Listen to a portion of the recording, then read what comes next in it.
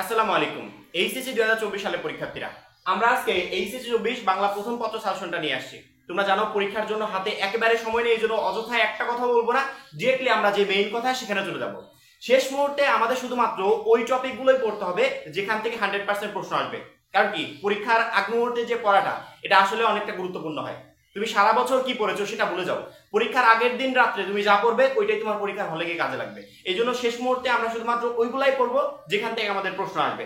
এবং আজকের সাজেশনে আমি তোমাদেরকে বলে দেবো যে তোমাদের কোন কোন চ্যাপ্টার থেকে প্রশ্ন আসবে, কোনগুলো থেকে আসবে না, কোন চ্যাপ্টারগুলো স্কিপ করবে আর কোনগুলো পড়বে, টোটালি বলে দিব। আমাদের এখানে টোটাল 4টা বিভাগ থাকবে। ক বিভাগে থাকবে হচ্ছে আমাদের গদ্য। আমরা প্রথমত তোমাদের গদ্যের সাজেশনটা দিয়ে দিব। গদ্যে এই মুহূর্তে আমার সামনে যে কয়েকটা চ্যাপ্টার দেখতে পাচ্ছ, 2টা 4টা 6টা 7টা, এই 7টা চ্যাপ্টার তোমাদের সংক্ষিপ্ত সিলেবাসে আছে। এই টোটাল 7টা চ্যাপ্টার তোমাদের পড়ে কোনো লাভ নেই। তুমি যদি পুরোপুরি 7টা চ্যাপ্টারের উপর সময় দিতে চাও, এখানে 7টা, এখানে আরো আছে, উপন্যাস আছে, নাটক আছে, সবগুলোর পিছনে সময় দিতে গেলে তুমি যদি A to Z পড়তে যাও, সেক্ষেত্রে আমার মনে হয় না যে একটা চ্যাপ্টারও ভালোভাবে কমপ্লিট করতে পারবে। এই জন্য আমরা চ্যাপ্টারের সংখ্যা কমিয়ে আনবো, যাতে অল্প চ্যাপ্টারের উপর বেশি সময় দিতে পারি এবং ওই চ্যাপ্টারের খুঁটিনাটি সবকিছু আমার কমপ্লিট হয়ে যায়। প্রথমত আমরা গদ্যের সাজেশনটা দিয়ে দিব। গদ্য আমাদের এখানে 7টা আছে। প্রথম যে গদ্যটা আছে অপরিচিতা, অবশ্যই গুরুত্বপূর্ণ, এখান থেকে মাস্ট বি এক সেট সৃজনশীল প্রশ্ন তোমরা পাবে, ঠিক আছে। দ্বিতীয়ত বিলাসী, আরেকটা কথা বলে রাখি যে আমাদের গদ্যে 4 সেট প্রশ্ন আসবে, 4টা, তার ভিতর থেকে বাধ্যতামূলক 2টা লিখতে হবে, 4টার ভিতর বাধ্যতামূলক 2টা লিখতে হবে, ঠিক আছে। পরবর্তীতে আমাদের আছে বিলাসী, এটাও গুরুত্বপূর্ণ, এখান থেকে প্রশ্ন আসার সম্ভাবনা আছে। তারপরে 3 নম্বরে আমার পথ, অবশ্যই মাস্ট বি গুরুত্বপূর্ণ। 4 নম্বরে মানব কল্যাণ, আমি এটাকে একটু স্কিপ করছি, মানব কল্যাণটাকে স্কিপ করছি। দেখো আমাদের যে 7টা চ্যাপ্টার আছে, 7টা থেকে তো আর প্রশ্ন হবে না, 7টা থেকে প্রশ্ন হবে কয়টা? 4টা, তার মানে কোনো না কোনো চ্যাপ্টার তো স্কিপ হবে এবং সেই স্কিপের তালিকায় আমরা রাখছি মানব কল্যাণ। তারপরে আমরা মাসি বিষয়টাও স্কিপ করছি। 52 দিনগুলো করবে, এখান থেকে প্রশ্নের সম্ভাবনা আছে। রেইনকোট করবে 3টা 2টা 5টা চ্যাপ্টার থেকে ইনশাআল্লাহ তোমরা 4 সেট প্রশ্ন কমন পাবে। গদ্য নিয়ে তোমাদেরকে টেনশন করতে হবে না, যদি এই 3টা চ্যাপ্টার আর লাস্টের এই 2টা চ্যাপ্টার, এই 5টা চ্যাপ্টার টোটালি কমপ্লিট করে যেতে পারো। এখানে একটু কথা আছে যে সাজেশনটা কিন্তু আমরা শুধুমাত্র পার্সোনালি একটা বোর্ডের জন্য দিচ্ছি না, সকল বোর্ডের শিক্ষার্থীরা একটা সাজেশন থেকে প্রিপারেশন নেবে। সেক্ষেত্রে 1-2টা চ্যাপ্টার কিন্তু হেরফের হতেই পারে, যে ঢাকা বোর্ডে যে চ্যাপ্টারটা আসছে সেটা রাজশাহী বোর্ডে নাও আসতে পারে। 1-2টা চ্যাপ্টারের এখানে হবে, 1-2টা চ্যাপ্টার যদি এদিক ওদিক হয়ও, তারপরেও কিন্তু তোমরা 3 সেট প্রশ্ন মিনিমাম কমন পাবে। অর্থাৎ সকল বোর্ডের শিক্ষার্থীরা এই 3টা আর এই 2টা গদ্যে এই 5টা চ্যাপ্টার পড়বে। এই 5টা চ্যাপ্টার পড়লে তোমাদের গদ্য নিয়ে কোনো ধরনের টেনশন থাকবে না, তোমরা গদ্যে টোটালি প্রশ্ন কমন পাবে এবং সুন্দরভাবে লিখতে পারবে। আমাদের টার্গেট A+। কেউ যদি পাস করার চিন্তা নিয়ে এই ভিডিওটা দেখতে আসো, তাহলে বলবো এই ভিডিওটা তোমার দেখার প্রয়োজন নেই। আমাদের টার্গেট A+, পরীক্ষায় আমাদেরকে A+ প্রিপারেশন নিয়ে যেতে হবে। পাস করার প্রিপারেশন নিয়ে গেলে নিশ্চিত তুমি ফেল করবে, এই জন্য আমাদের টার্গেট থাকবে A+। এবং গদ্যে তোমরা এই টোটাল 5টা চ্যাপ্টার পড়বে। এবার আসি আমরা গদ্যে আমাদের টোটাল প্রশ্ন আসবে হচ্ছে 3টা, তার ভিতর থেকে বাধ্যতামূলক 2টা লিখতেই হবে। প্রশ্ন আসবে কয়টা? 3টা, লিখতে হবে 2টা। এখানে টোটাল চ্যাপ্টার আছে হচ্ছে 7টা, 7টার ভিতর থেকে প্রশ্ন আসবে 3টা, তার মানে কি 7টা অধ্যায় পড়ার দরকার নেই। তুমি যদি 7টা অধ্যায়ের পিছনে সময় দিতে চাও, পরীক্ষার আগে তোমার হাতে এত সময় কই, এবং সময় দিতে গেলে কোনো চ্যাপ্টারই আমার মনে হয় না ভালোভাবে কমপ্লিট করতে পারবে। এই জন্য 3টা প্রশ্ন কমন পাওয়ার জন্য যে চ্যাপ্টারগুলো পড়া দরকার আমরা শুধুমাত্র ওইগুলো পড়বো, যাতে আমাদের এই 3টা প্রশ্ন না মিস হয়। সকল বোর্ডের শিক্ষার্থীদেরকে বলছি, প্রথমত আমাদের যে সোনার তরীটা আছে অনেক গুরুত্বপূর্ণ, শুধুমাত্র এই বছরের জন্য, প্রতি বছরের জন্য এটা গুরুত্বপূর্ণ, সোনার তরীটা পড়বে। বিদ্রোহী মাস্ট বি গুরুত্বপূর্ণ। প্রতিদানটা আমরা স্কিপ করছি, কোনো না কোনো চ্যাপ্টার তো আমাদেরকে স্কিপ করতেই হবে, সেক্ষেত্রে আমরা প্রতিদানটাকে স্কিপ করে এখানে ক্রস দিয়ে দিচ্ছি। তাহারাই পরে মনে, গুরুত্বপূর্ণ একটা। 18 বছর বয়স, এখান থেকেও তোমরা প্রশ্ন পাবে। তারপরে ফেব্রুয়ারি 1969, এখানে 1969 হবে। এই চ্যাপ্টারটাকে আমরা একটু স্কিপ করছি। দেখো এখানে আমাদের প্রত্যেকটা চ্যাপ্টারে কিন্তু খুবই খুবই ইম্পর্টেন্ট মনে হচ্ছে, কিন্তু কোনো না কোনো চ্যাপ্টার তো স্কিপ হবে। 2টা চ্যাপ্টার মিলে তো আর এক সেট প্রশ্ন হবে না। সেক্ষেত্রে যত ইম্পর্টেন্ট থাকুক আমাদেরকে দেখতে হবে যে আগের বছরে কোন অধ্যায় থেকে প্রশ্ন আসছিল, বা কোন অধ্যায়গুলো থেকে প্রতি বছর প্রশ্ন হয়, কোনগুলো এক বছর স্কিপ করে প্রশ্ন হয়। এই সবকিছু মিলিয়ে আমাদেরকে একটা সাজেশন তৈরি করতে হচ্ছে। সেক্ষেত্রে আমরা এখানে ফেব্রুয়ারি 1969টাকে আমরা একটু স্কিপ করছি। এখান থেকে স্কিপ করলাম এই একটা, এখান থেকে স্কিপ করলাম এই একটা, এবং হচ্ছে এই একটা, 2টা। 7টার ভিতর থেকে আমরা পদ্যে 2টা স্কিপ করলাম, আর থাকে হচ্ছে 5টা। সেটা হচ্ছে সোনার তরী, বিদ্রোহী, তাহারাই পরে মনে, 18 বছর বয়স, আমি কিংবদন্তির কথা বলছি, ঠিক আছে।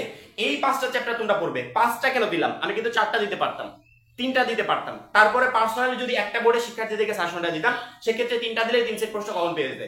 কিন্তু আমরা সাজেশনটা সকল বোর্ডের শিক্ষার্থীদের জন্য তৈরি করছি। সকল বোর্ডের শিক্ষার্থীরা যদি তোমরা এই দুইটা এবং এই যে দুইটা এই একটা এই পাঁচটা চ্যাপ্টার যদি পড়ো, এখান থেকে তোমাদের মাস্ট বি 3 সেট প্রশ্ন কমন থাকবে এবং এর ভিতর থেকে বেছে বুঝে তোমার কাছে সবথেকে সহজ যে 2 সেট মনে হয় ওই 2 সেট তুমি লিখতে পারবে। এবার আসি আমরা উপন্যাসে। উপন্যাস তোমাদের এখান থেকে আসবে হচ্ছে দুইটা, যেখান থেকে বাধ্যতামূলক তোমাদেরকে একটা লিখতেই হবে। এখান থেকে প্রশ্ন আসবে দুইটা, যেখান থেকে বাধ্যতামূলক একটা আমাদেরকে লিখতেই হবে। এখন দেখো তো প্রশ্ন কয়টা হলো, 4টা 3টা 7টা, 7টা 2টা 9টা 11টা, এই টোটাল 11 সেট প্রশ্ন আমাদের পরীক্ষায় আসবে এবং আমাদের লিখতে হবে হচ্ছে কয় সেট, 7 সেট প্রশ্ন। এখন এখানে দুইটা, এখানে দুইটা, 4টা 5টা 6টা হয়ে গেল, আর 1 সেট প্রশ্ন তুমি যে কোনো জায়গা থেকে লিখতে পারবে। মনে করো এখানে অনেকগুলো চ্যাপ্টার দেওয়া আছে, আমরা এখান থেকে দুই একটা চ্যাপ্টার স্কিপ করতে পারলাম। লাল সালু, এখান থেকে তো স্কিপ করার মতো কিছু নেই, কিন্তু লাল সালুটা আসলে কিভাবে পড়লে বা তুমি সিরাজউদ্দৌলা কিভাবে পড়লে এখান থেকে প্রশ্ন কমন পাবে। তোমার প্রথম কাজ হবে লাল সালু এবং সিরাজউদ্দৌলা বিষয়ক আমাদের দেখবে গাইডে বা টেস্ট পেপারে অতিরিক্ত অনেক ক নাম্বার এবং খ নাম্বার প্রশ্ন দেওয়া আছে, ওইগুলো পড়বে, ওইখান থেকে কমন আসবে।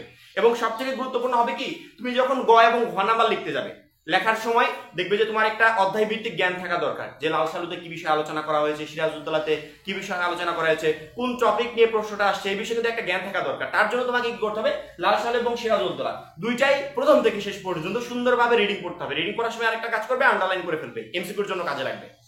সুন্দরভাবে রিডিং করলে তোমার গ এবং ঘ নাম্বার প্রশ্ন নিয়ে কোনো টেনশন থাকবে না। এবং ক এবং খ কমন পাওয়ার জন্য বিগত কয়েকটা বছরের আমাদের যে লাল সালু এবং যে সিরাজউদ্দৌলা থেকে যে সিকিউ প্রশ্নগুলো আসছে, সৃজনশীল প্রশ্নগুলো, ওই প্রশ্নের ক এবং খ নাম্বারটা দেখবে এবং গাইড বা টেস্ট পেপারে যে অতিরিক্ত ক এবং খ নাম্বারের জন্য প্রশ্ন দেওয়া আছে ওইগুলো দেখবে। ওইখান থেকে আমরা প্রতি বছর শিক্ষার্থীদেরকে বলি, শিক্ষার্থীরা কিন্তু ওইখান থেকে কমন পায়। তোমরাও ইনশাআল্লাহ 2024 সালে লাল সালু এবং সিরাজউদ্দৌলা এখান থেকে কমন পাবে। বিগত কয়েকটা বছরের বোর্ড কোশ্চেনে শুধুমাত্র ক এবং খ, গাইড বা টেস্ট পেপারে অতিরিক্ত যে ক এবং খ নাম্বার প্রশ্ন দেওয়া আছে ওইগুলো পড়বে। ক এবং ঘ লেখার জন্য অধ্যায় ভিত্তিক একটা জ্ঞান থাকা দরকার, সেটা তোমরা দুইটা চ্যাপ্টারই সুন্দরভাবে রিডিং করে ওইখান থেকে অধ্যায় ভিত্তিক জ্ঞানটা তোমরা নিয়ে নিবে। এই হচ্ছে আমাদের টোটাল সৃজনশীলের সাজেশন। এবার আসি আমরা এমসিকিউতে।